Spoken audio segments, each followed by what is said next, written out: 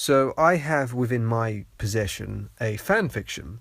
It's a Shrek and 50 Shades of Grey fan fiction. And the reason I am reading this out is because it is based on Friday the 13th. I was just playing around with the old fan fiction kind of search engine, as I do. It's a hobby of mine, and this seemed quite appropriate for this particular day.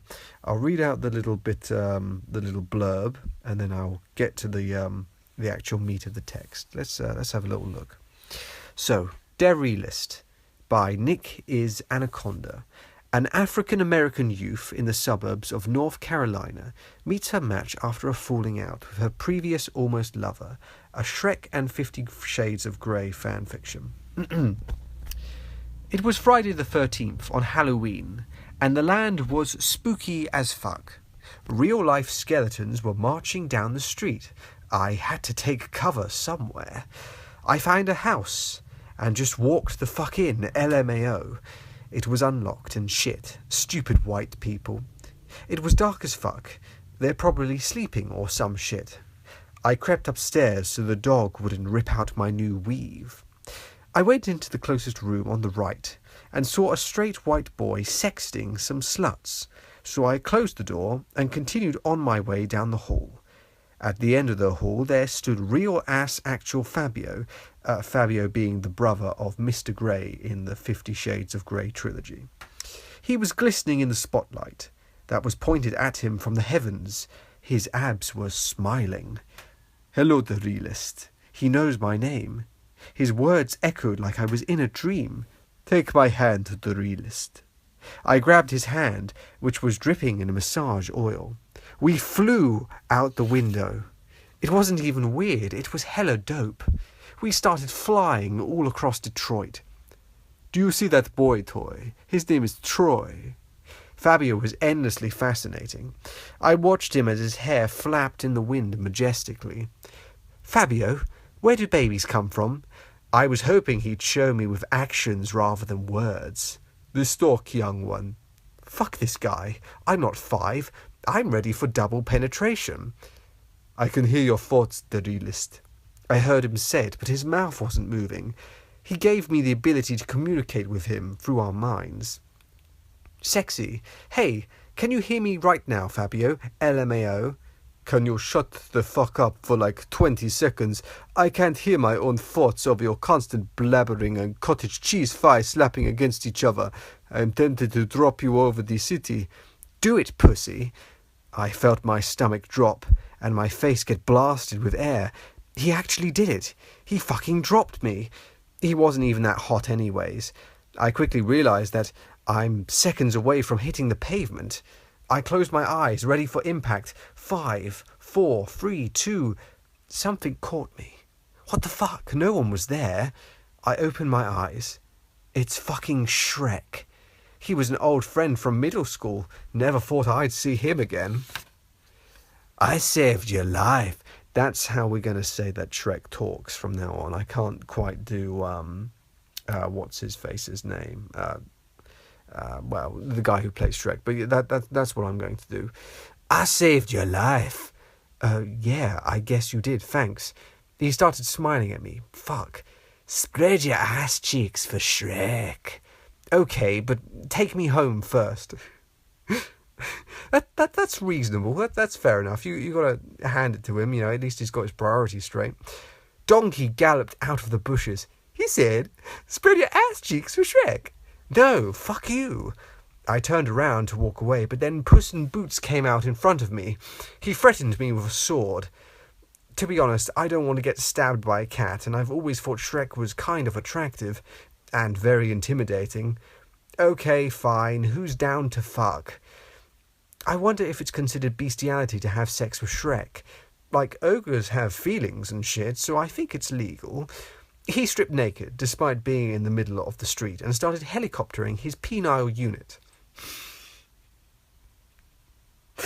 Jesus Christ. I saw Fabio creep out of the bushes slowly, but no one else noticed. What the fuck is that fagola doing? Fabio, can you hear me? Speak to me with your mind. I know I was a dick nozzle before, but I'm here to help you. That was Fabio, excuse me. I know that I was a dick nozzle before, but I'm here to help you.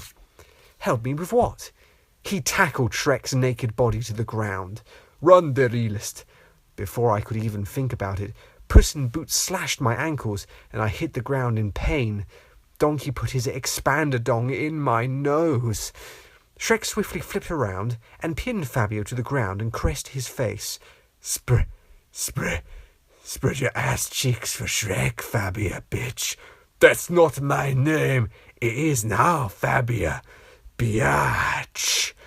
You know why I'm calling you that? 'Cause I'm gonna make you my biatch.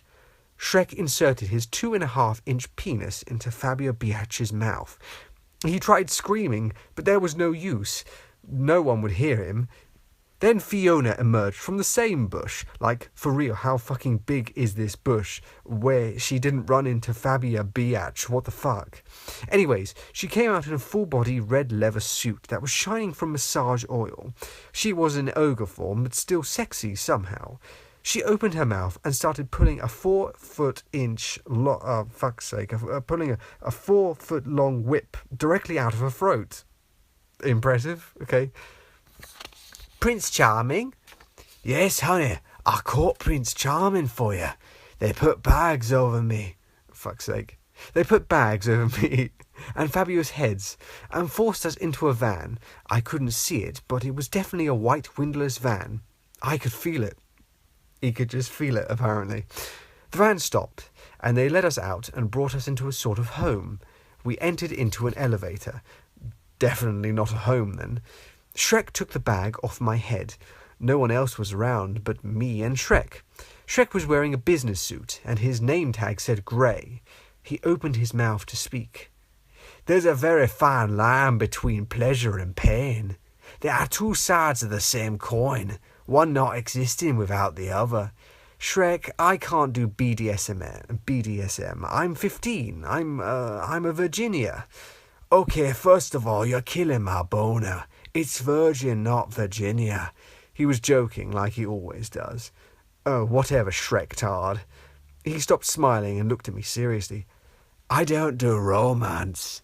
He was looking deeper in my eyes than I thought possible. He continued. My tastes are very singular. You wouldn't understand. Enlighten me, then, I replied. He led me to a locked room and opened it with a key. The room was covered in Bruno Mars merchandise, as you do.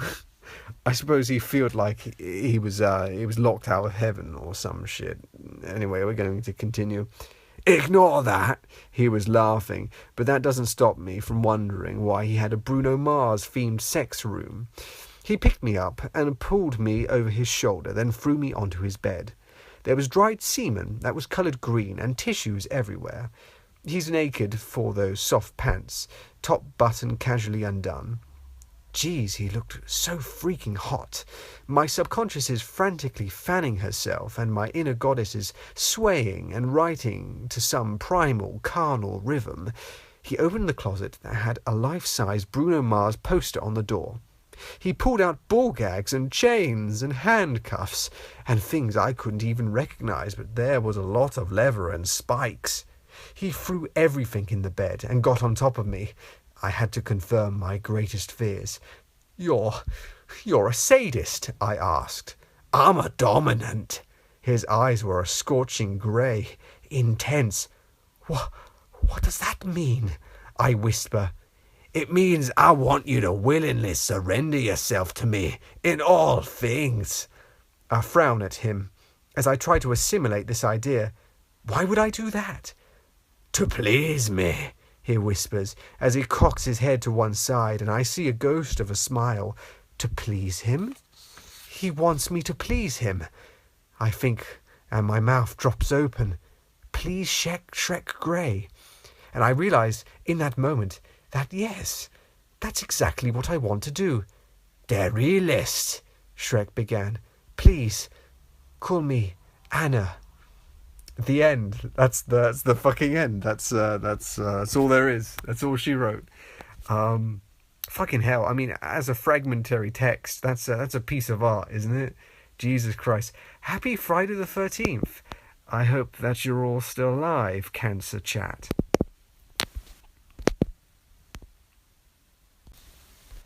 So I have within my possession a fan